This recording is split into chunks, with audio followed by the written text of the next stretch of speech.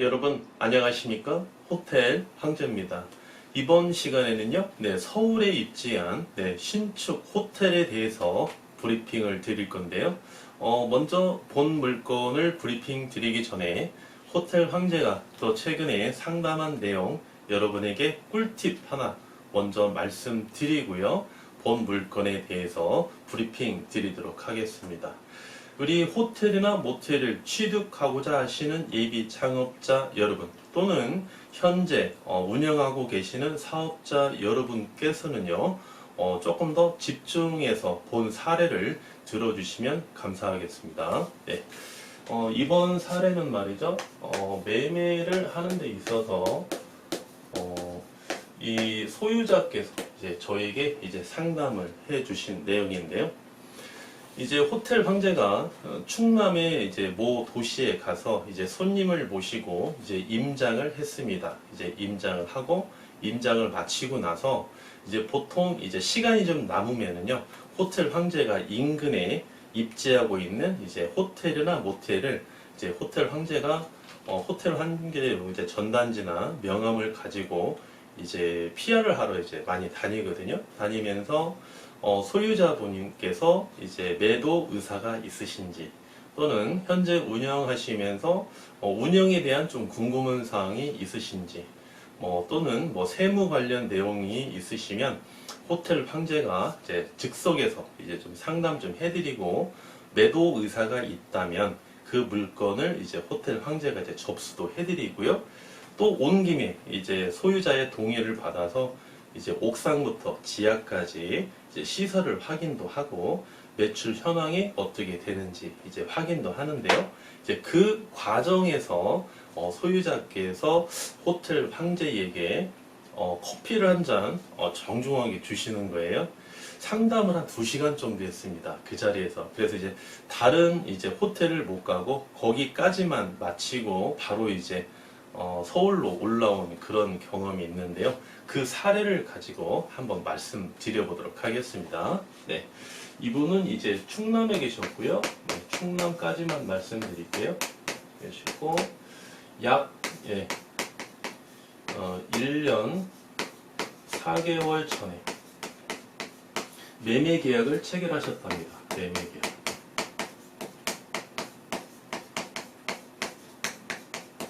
매매 계약을 이제 체결하셨는데요. 아직까지도 이제 잔금이 이행되지 않았다고 하세요. 이제 그 내용을 한번 말씀드려 보겠습니다. 네. 1년 4개월 전에 갑이죠? 의뢰인이십니다. 네, 갑과 의리 X 모텔에 대해서 매매 계약을 이제 체결을 했습니다. 체결을 했고 이제 갑이 매도인이죠. 네. 매도인 이제 의뢰인이십니다. 네. 을이 이제 매수인이에요. 네, 매수인.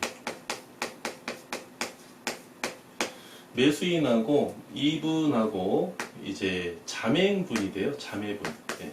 병하고 두 분이서 이제 공동으로 투자를 해서 X모텔을 이제 취득할 예정이었다고 그래요. 그래서 이제 계약일이 작년 2019년 4월경이죠. 1년 4개월 전이니까 한 4개월쯤 됐겠네요. 그리고 이제 잔금날이 2019년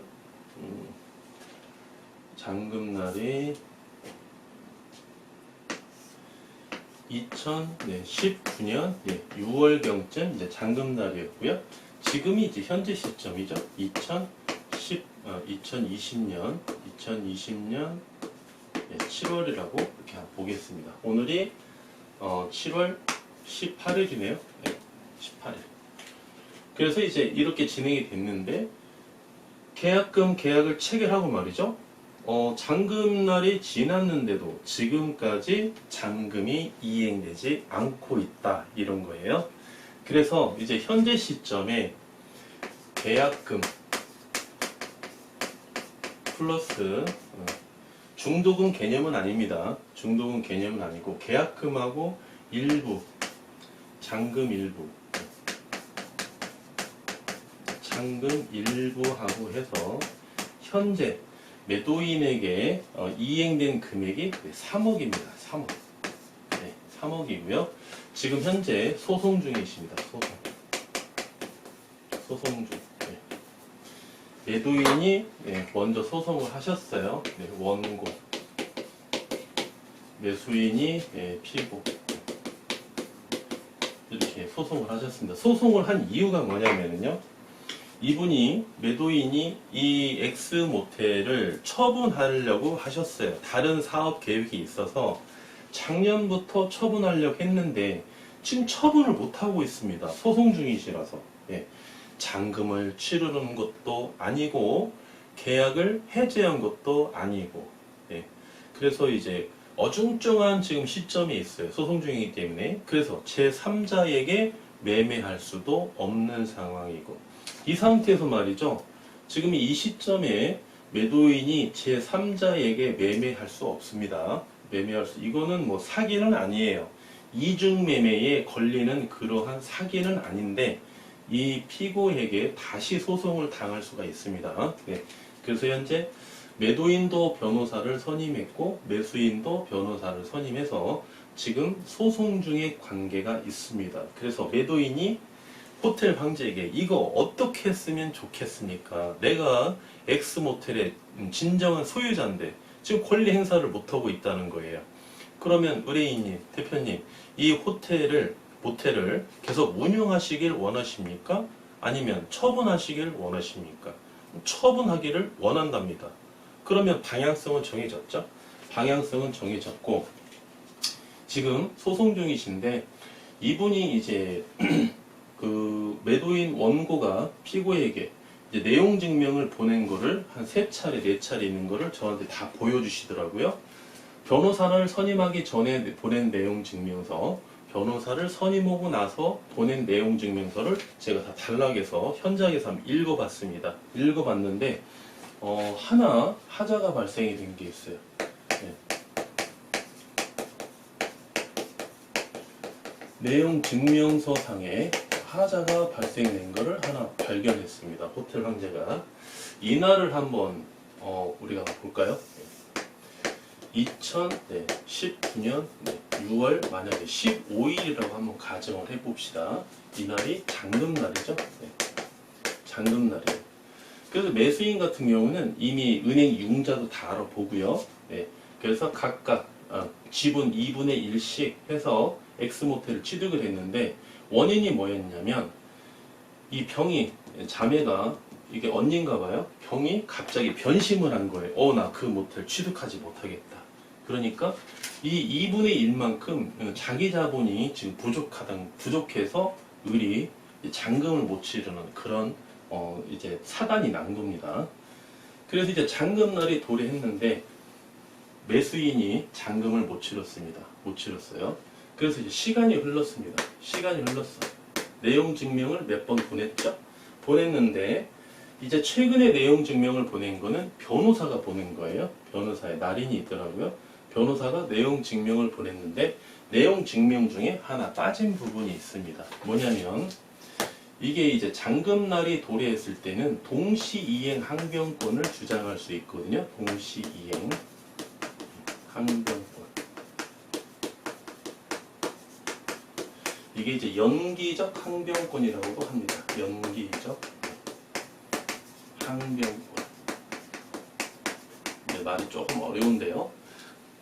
매매를 하실 계획이시라면 여러분 동시이행 항변권 정도는 법률상의 여러분 용어는 좀 이해를 하실 줄 아셔야 됩니다. 동시이행 항변권, 연기적 항변권이 뭐냐? 잔금날 매도인은 매수인에게 소유권 이전에 필요한 서류를 매도인에게 지급할 의무가 있고요. 매수인은 매도인에게 잔금을 이행할 의무가 있죠. 네, 각각의 의무가 있습니다. 그러면 누가 먼저 이행하고 누가 후에 이행하느냐 그게 아니고요. 동시로 이행을 하라는 겁니다. 동시에 이행을 하라는 거예요. 그런데 해당 의뢰인처럼 나는 소유권 이전에 필요한 서류를 잔금날 가지고 왔는데 을이 잔금을 지급을 안 해요. 그러면 동시 이행을 하자라고 내가 항변할 권리가 있습니다. 이게 바로 동시 이행 항변권입니다. 매수인이 잔금을 가지고 왔습니다. 가지고 왔는데 책상에 딱 올려놨어요. 예. 지금 자동이체 해주겠다. 아니면 내가 지금 수표로 가지고 왔으니까 봐라. 그런데 매도인이 소유권 이전에 필요한 서류, 뭐 등기 권리증, 인감증명서, 뭐 인감도장 이런 거 안 가지고 왔단 말입니다. 그러면 매수인은 나는 돈을 줄 의무가 있으니까 준비가 되어 있으니까 네가 소유권 이전에 필요한 서류를 주면 내가 잔금을 지급하겠다. 동시 이행을 하겠다. 네가 이행할 때까지 내가 이행할 수 있게끔 동시 이행 내가 항변을 내가 주장하겠다. 이러한 권리거든요. 그런데 내용 증명을 보니까 이 내용에 맞는 게 하나 좀 빠져 있습니다. 뭐 항목이 여러 가지가 있겠죠. 뭐 구체적으로 뭐 몇 월 며칠 날 얼마 주고 뭐 얼마 줬는데 이렇게 잔금을 진행하지 않고 있어서 본 계약을 해지하겠다 이렇게 내용이 있는데 하나 빠진 게 뭐냐면요. 이때 지금 이 날짜를 기준으로 한번 이야기해 볼까요? 오늘입니다. 오늘 최후 통첩을 보냈습니다. 매수인에게 최후 통첩을 보냈는데 내용 증명서상에 어떠한 내용이 하나 포함이 되셔야 되냐면 여기가 이제 변호사가 A 변호사라고 한번 해볼까요? A 변호사. 여기가 B 변호사라고 한번 해보겠습니다. A 변호사는 B 변호사나 피고에게 내용 증명을 보낼 때 말이죠. 어떻게 보내야 되냐면 그 내용 중에 하나가 지금 매도인은 소유권 이전에 필요한 서류를 본 사무실에 보관해 놓고 있고 이 내용을 꼭 포함시켜야 돼요. 이 매도인이 말이죠. 매수인이 잔금을 지급하지 않는다고 해서 매도인의 의무, 소유권 이전에 필요한 서류를 이 의무를 이행하지 않고 을에게, 병에게만 의무를 이행하라고 주장하면 안 된다는 겁니다. 본인의 의무는 이행을 해놓고요. 상대방에게 의무를 이행하라고 최고를 주장을 해야 이게 법률상 성립이 된다는 거예요. 매도인이 아무런 자기의 의무도 다하지 않고 상대방에게 의무론만 주장을 하게 되면 동시 이행이 안 된다는 거죠. 그 항변권을 주장을 하려면 내 의무는 해놓고 상대방의 의무를 강력하게 주장을 해야 된다는 겁니다. 그래서 보통 이 서류를 어디에다가 많이 우리가 보관을 하냐면 본 경우처럼 우리가 변호사를 선임했죠. 법률 대리인을 선임했으면 변호사 사무실에는 변호사 사무실을 금고에 딱 보관을 해놓거든요. 네. 또는 법무사 사무실. 우리가 법무사를 통해서도 소송을 제기할 수 있죠. 네. 법무사 사무실. 또는 여기에 만약에 중개인이 있다면 공인 중개사 사무실 이 서류를 보관을 해 놓고요. 이렇게 최고권을 행사를 해야 됩니다. 내용 증명을 보내야 돼요. 그래서 만약에 이분이 이 서류를 보관하지 않고 내용 증명을 보냈는데 며칠까지 기한이 연락이 없으면 나는 본 계약을 해제하겠다. 최후로 통첩한다. 했는데 이분이 이행을 안 했어요. 이행을 안 하고 매도인이 제3자 정에게 매매를 했습니다. 매매를 체결하면 이게 과실이 갑에게 있습니다.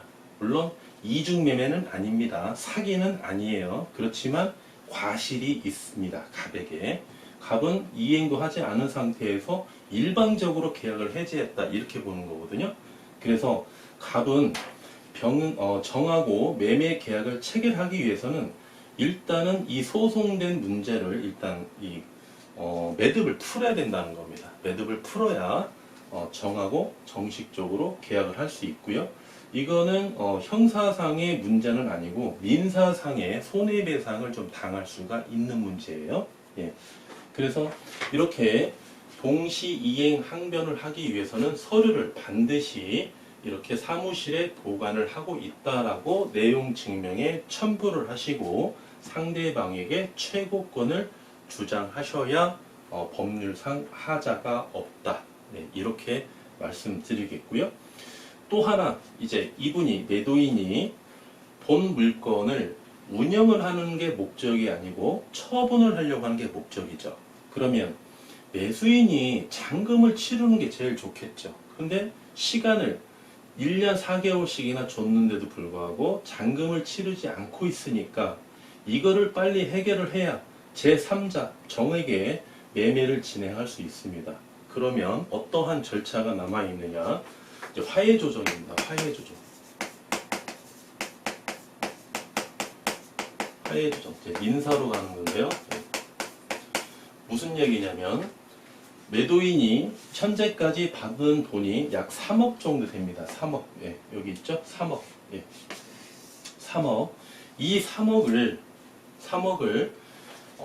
전부 다 소송 중이니까 판사가 봤을 때 3억 받은 거 안 돌려줘도 돼. 이렇게 판결하느냐?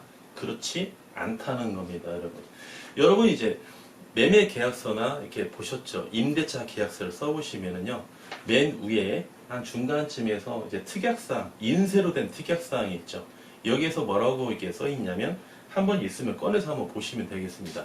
매도인은 본 계약을 해지하기 위해서는 배액 배상, 계약금의 배액을 배상하고 해지할 수 있고, 매매 같은 경우는 해지할 수 있고, 또는 매수인은 본 계약을 임대차라면 본 계약을 해지하는 경우 계약금을 포기하고 본 계약을 해지할 수 있다. 이렇게 명시되어 있거든요. 그런데 그 부분은 이게 민법상 규정이 법적으로 딱 정해져 있는 게 아닙니다. 아니고요.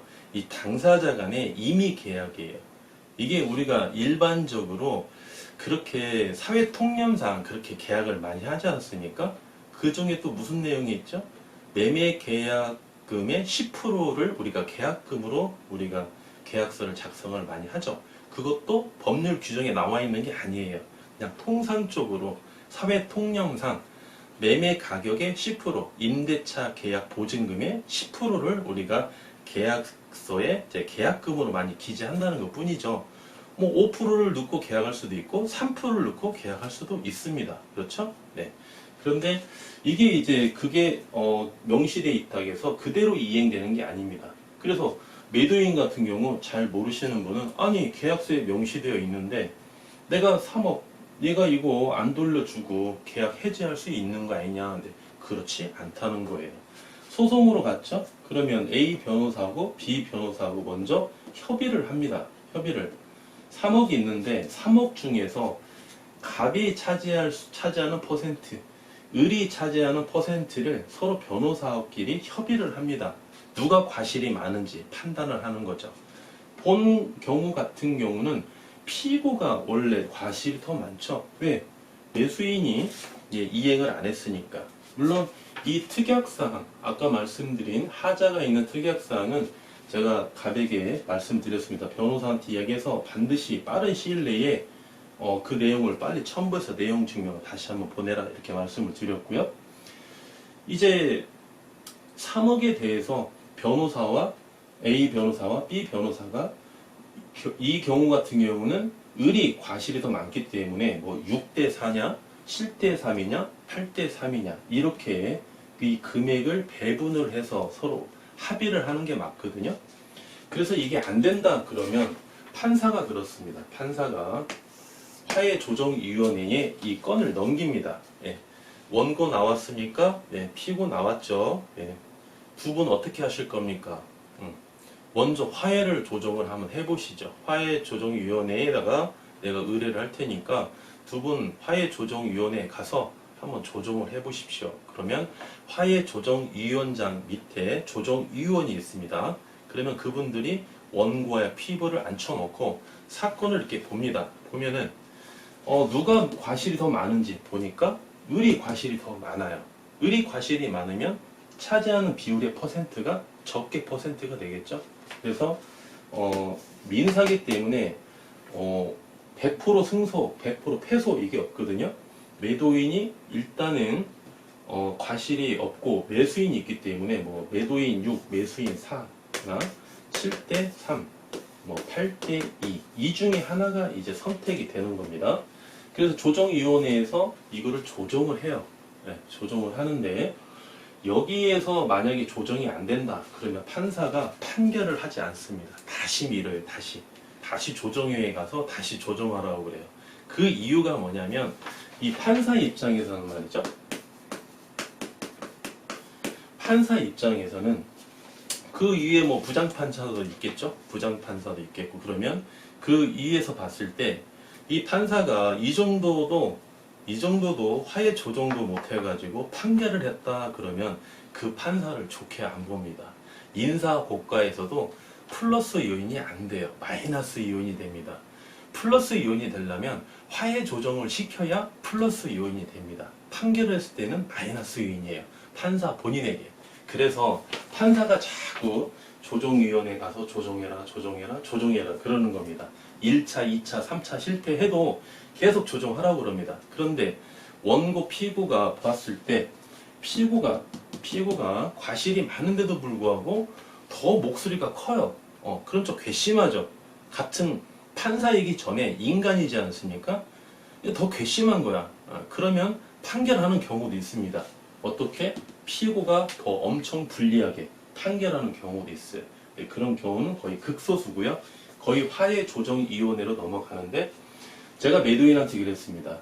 이거를 빨리 처분하고 싶으면 제3자에게 처분하고 싶으면 이 조정까지 마치는 게 현명하다. 그러면 우리 의리인께서 가장 유리한 거는 8대 2고요. 가장 불리한 거는 6대 4다. 가장 적정한 선이 그러면 7대 3 정도 되겠는데 이쪽에서 7대 3을 인정을 해주면 좋겠지만 이쪽에서 7대 3을 인정을 안 해주면 6대 4라도 해서 빨리 조정을 해라. 제가 그렇게 말씀을 드렸습니다. 그럼 3억이면은 갑은 3억이면 6대 4라 한번 볼까요? 먼저 6대 4라고 그러면은 갑은 3억 중에서 3, 6, 18, 1억 8천. 네. 을은 1억 2천이죠. 네. 6대 4 비율로 갔을 때 또는 7대 3으로 갔을 때 갑은 2억 1천만 원. 네. 을은 얼마죠? 9천만 원이네. 네, 9천만 원. 이런 비율이거든요. 그래서 갑 의뢰인에게 한번 여쭤봤습니다. 의뢰인님, 대표님 의사는 어떻습니까? 그랬더니 내가 1년 4개월 동안 고생을 엄청 많이 했대요. 엄청 많이 해서 그러면 내가 한 1억 정도 을에게 1억 정도 반환하고 내가 2억을 취하고 이렇게 해서 조정을 하는 게 어떻겠느냐 저한테 한번 더 물어보시더라고요. 그래서 이것도 나쁜 방법은 아닙니다. 그래서 서로 감정이 상하게 되면 화해 조정을 하기가 어려우니까 먼저 A 변호사에게 이야기를 해서 B 변호사에게 먼저 접근하는 게 제일 좋거든요. 이미 당사자는요 감정이 이미 좀 상해 있어요. 부딪히면은 손해입니다. 변호사끼리 서로 이렇게 서로 합의를 보거든요. 그래서 마지막으로 이제 화해 조정에 가면은 어떻게 됩니까? 2억, 1억 그리고 각 원고 피고의 변호사 비용은 각각 부담한다. 이렇게 하고 또 이제 성공보수가 있죠. A 변호사도 성공보수, B 변호사도 성공보수. 만약에 A 변호사가 성공보수가 만약에 10%다. 그러면 2억 중에 2천만 원. 이 성공보수는 보통 변호사 비용이 최하 300부터잖아요. 부가세 포함해서 330부터 이렇게 가는데 보통 이러한 송사 같은 경우는 제가 봤을 때는 한 400에서 많으면 한 500 정도 이 정도 주거든요. 그러면 한 400으로 잡아봅시다. 400이면은 부가세 포함해서 440 주고 선임한 다음에 성공보수 만약에 10%면은 2억에 2천만 원 주는 거죠. 변호사는 그러면 2,400만 원 수임료를 받아가는 거고 B 변호사 같은 경우는 어떻습니까? 변호사는 딱 맡아보면 압니다. 이게 내가 이길 수 있는 사건인지 없는 사건인지. 민사이기 때문에 인사이기 때문에 뭐 100% 패소는 없으니까 뭐 수임료 400만 원 받고요. 받고 뭐 받는 금액에 상환하는 금액에 뭐 8% 뭐 이렇게 성공보수를 달라 그럼 1억에 8%, 800만 원, 400에 800만 원, 1200만 원 이렇게 수익률을 가져가는 거죠. 이런 식으로 해서 우리가 계약금이나 잔금의 일부를 이렇게 받았다고 해서 이걸 100%다 수취하는 건 절대 아닙니다, 여러분. 100%다 수취하는 건 아니고 일부 상환을 하셔야 돼요. 그래서 어떠한 비율인지 보시고 본인이 보셨을 때 내가 과실이 많은지 상대방이 과실이 많은지 명확히 보셔야 됩니다. 여러분이 을의 이치에 있다면 여러분이 과실이 더 많은 거고요.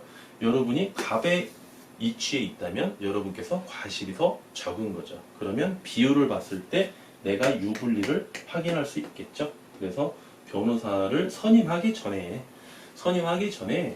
이 민사 같은 경우는요, 이러한 뭐 형사는 더 선임할 필요도 없겠지만 뭐 형사 같은 경우는 피고 같은 경우는 선임해야 되겠죠. 원고 같은 경우는 변호사 선임 안 해도 되죠. 예. 근데 이제 민사 같은 경우는 가급적 변호사 선임할 필요 없습니다. 당사자끼리 서로 합의해서 보시면 되고요. 만약에 내가 원고다. 내가 원고예요. 호텔 황제가. 근데 상대방이 더 과실이 있어. 그럼 저는 변호사 선임할 필요가 없습니다. 저는. 왜?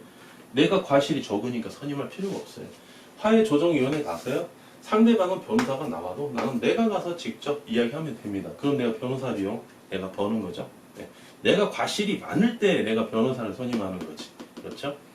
그래서 이제 이렇게 말씀을 드렸고 빨리 이거를 완만하게 해결을 해야 제3자에게 매매가 가능하다. 이렇게 말씀을 명쾌하게 드렸더니 한 2시간 동안 설명을 드렸더니 이 의뢰인께서 이 대표님께서 굉장히 좋아하시더라고요. 네. 아니 이 공인중개사님이 호텔 황제가 어떻게 이런 법률까지 다 알고 계시고 아니 얼마나 자신이 있으면 저한테 이렇게 큰 소리로 이야기하시는지 피부에 와닿는다 이렇게 말씀하시는 거예요. 저도 이제 호텔 황제가 제 주변에 변호사님도 계시고요. 세무사님도 계시고 회계사님도 계시고 법무사님도 계시거든요. 또 건축가분도 계시고. 그래서 이제 저희 고객님들이 상담을 하시든지 여러분처럼 유튜브 우리 애독자 여러분께 상담을 해 오시면 제가 모르는 게 있거든요. 모르는 거는 제가 어설프게 말씀드리지 않습니다. 제가 알고 있는 변호사님이나 뭐 법무사님께 말씀을 드려서 충분히 제가 이해를 하고 그 다음에 제가 상담을 드리고 그러고 있거든요. 그렇게 이제 많이 하다 보니까 법률이 어떻고 그 다음에 판례가 어떻고 이런 거를 다른 거는 좀 모르더라도 호텔 모텔만큼은 굉장히 많이 알고 있다는 거예요. 사례가 많이 있다 보니까. 그래서 여러분께서도 어떠한 고민이 있으실 때 호텔 황제에게 연락해 주시면은요, 어떤 변호사보다도 어떤 법무사보다도 명쾌하게 호텔 황제가 답변 드릴 것을 약속드리겠습니다. 네. 계속해서 본 물건에 대해서 브리핑 드리도록 하겠습니다. 지역은 서울이고요. 구체적인 지역까지는 호텔 황제가 공개적으로 말씀드리지 못한다는 거 여러분이 하나 좀 양해해 주시고요. 개인적으로 연락해 주시면 호텔 황제가 말씀드리겠습니다. 물건 번호는 1187 61번이고요. 사용 승인일 2014년 6월 20일입니다. 지하 2층부터 지상 13층까지 대지 면적 300평, 연면적 1883평이고요. 매가 350억입니다. 현재 소유자께서는 직영 중이시고요. 최대 융자 250억까지 가능하십니다. 따라서 실인수가 100억으로 가능하시고요. 월 매출은 3억입니다. 객실수 92개죠. 주차 충분하고요. 용도 지역은 일반 상업 지역에 입지하고 있고 공시지가 한 평당 2,267만 4,370 9원에 해당되는 서울에 입지한 관광 호텔입니다. 본 호텔은 부티크 호텔입니다. 부티크. 부티크 호텔이라고 하면은요, 객실이 92개인데 92개가 다 테마용으로 이렇게 호텔이 건축이 됐고 시설이 그렇게 되어 있다 이렇게 보시면 되겠습니다. 네. 그리고 이제 보시면 지하 2층이 있죠? 지하 1, 2층이 있는데 지하 2층에는 이렇게 설비가 되어 있고요. 그리고 지하 1층에 보시면은 주차장이 이렇게 있고요. 또한 주차장이 주차 타워가 있습니다. 주차 타워. 주차 타워가 있어서 객실이 92개인데도 불구하고 주차가 충분하다 이렇게 말씀드렸고요. 객실이 92개면 여러분 어떻습니까? 내국인만을 우리가 유치해서는 우리가 만시를 누릴 수가 없겠죠. 그래서 일부는 이제 외국인 손님도 많이 받아야 되는데 해당 물건 같은 경우는요. 관광 손님을 받지 않고 일반 외국인 개인 손님들이 있죠. 개인적으로 오시는 분들을 많이 유치하신다고 그러세요. 그 이유가 뭐냐면 개인적으로 오시는 손님들도 차량을 가지고 오시는 분도 많이 계시거든요. 특히나 사업 목적을 가지고 오시는 분들은 차량을 좀 이렇게 렌트를 해서 많이 이용을 하시는데 그러려면은 그분들이 선호하는 호텔이 주차장이 많이 확보된 그러한 호텔을 조금 많이 좋아하시고요. 또 주차 타워도 말이죠. 타워가 이게 가능한 차량이 있습니다. SUV 차량까지도 가능한 주차 타워인지 아니면 일반 승용차만 가능한 주차 타워인지 이게 좀 구분이 되거든요. 해당 주차 타워는 SUV까지도 우리가 주차를 할 수 있는 그런 시설을 갖고 있는 주차 타워이기 때문에 이 사업상 외국에서 오시는 분들이 굉장히 선호하신다고 하십니다. 주차장 확보가 안 되어 있는 호텔 같은 경우는요, 일반적으로 외국에서 단체 관광 여행사, 관광 버스를 이용해서 손님을 유치하는 경우가 많이 있습니다. 왜? 주차장 시설이 안 돼 있기 때문에. 특히나 서울 같은 경우는 말이죠. 주차장 확보가 안 돼 있는 호텔이 상당히 많이 있거든요. 그러한 호텔들은 외국인 손님을 받을 때 주차장 확보가 안 돼 있기 때문에 부득이하게 여행사를 통해서 외국인을 유치하는 경우가 많이 있습니다. 그런데 해당 부티크 호텔은 일단은 주차장이 정확히 확보가 잘 돼 있어서 단체 관광 손님은 안 받고 개인적으로 오시는 외국인 손님들을 유치가 더 가능하고 그분들이 오히려 더 이 호텔을 선호한다는 거죠. 네. 이렇게 보시면 되겠고 또 지하에 보시면 부대 시설이 있습니다. 지하 1층에 부대 시설. 호텔이니까 이렇게 부대 시설이 이렇게 입지하고 있겠죠. 네. 이렇게 있고 외국인 손님. 네. 외국 손님은 50% 미만을 이렇게 유치하고 있답니다. 단체 관광 손님은 받지도 않고요. 개개인으로 오시는 손님도 50% 미만으로서 이렇게 유지하고 있고 50% 이상은 무조건 내국인 손님 위주로 이렇게 운영하고 있다 이렇게 말씀을 드리겠고요. 해당 물건 같은 경우는 또 역세권에 입지하고 있습니다. 역세권. 네, 이렇게 역세권에 입지하고 있고요. 이 호텔 황제가 이제 실제로 가서 보니까는요, 시설 자체가 객실마다 아주 테마형으로 잘 되어 있습니다. 조망도 확보가 잘 되어 있고요. 보니까 내국인 손님도 많이 오시고 외국인 손님도 많이 오시고 실제 주차 시설을 보니까 상당히 메리트가 있다 이렇게 판단이 됐습니다. 그리고 이제 1층에도 이제 부대 시설이 있고요. 그래서 현재 총 지배인을 포함해서 카운터 직원도 있고 그 다음에 캐셔분도 계시고 그 다음에 이제 청소 직원 같은 경우는 이제 외주에 이제 운영을 맡기고 있더라고요. 그래서 이제 외주에서 용역 회사에 맡겨서 그 청소 직원들이 오셔서 이제 청소를 하고 있기 때문에 상주하고 있는 직원은 없더라고요. 청소분들이.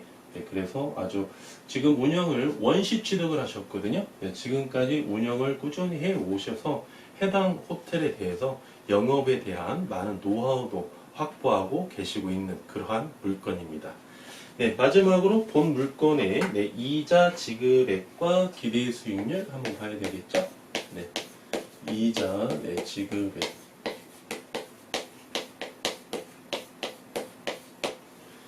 최대 융자 네, 250억 가능하다고 말씀드렸죠? 네, 250억. 이자율은 네, 3.5% 네, 보시면 되겠고요. 1년에 8억 네, 7,500만 원. 한 달에 부담해야 되는 이자는 네, 7,300만 원. 네. 이렇게 보시면 되겠고요. 마지막으로 이제 기대 수익률 한번 살펴보겠습니다. 기대 수익률.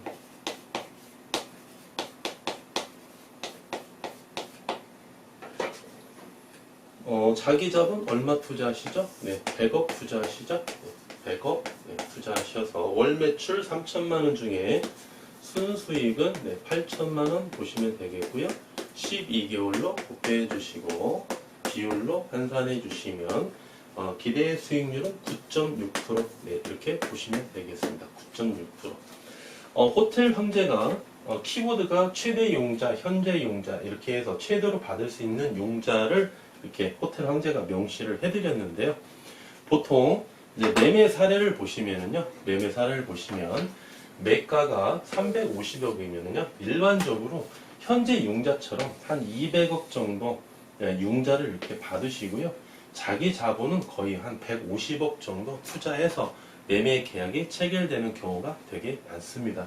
이렇게 최대 융자 250억까지 받는 경우는 별로 없더라고요. 네.